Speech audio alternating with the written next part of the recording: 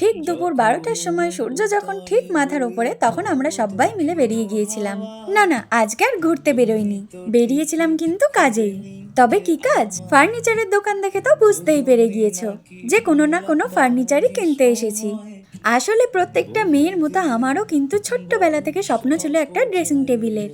আজ কিনবো কাল কিনবো করে সময়ই হয়ে উঠছিল না, তো ফাইনালি আজকে সবার সময় হয়েছে আর আমরা পছন্দ মতো জিনিস পেয়েও গিয়েছিলাম। তার পাশেই ছিল ভিমার্ট, তাই একটু ভিমার্টেও গিয়েছিলাম। আর ওখানে গিয়ে আমার এথনিকের থেকে কেন জানি না ওয়েস্টার্নের কালেকশন বেশ ভালো লেগেছে।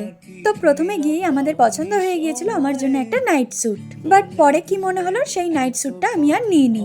ঘুরতে ঘুরতেই আমার চোখ পড়ে এই শার্টগুলোর দিকে, তাই পছন্দ মতো দুটো শার্ট আর একটা শর্ট কুর্তি নিয়ে ট্রায়াল রুমে ঢুকেছিলাম। প্রথমটার ফিটিংস আমার একদমই ভালো লাগেনি, তাই ওটা রিজেক্টেড। বাট এই দুটো শার্টই আমার ভীষণ পছন্দ হয়ে গিয়েছিল। তবে নিয়েছি কিন্তু একটাই, সেটা তোমরা পরের কোনো ভিডিওতে দেখতেই পাবে।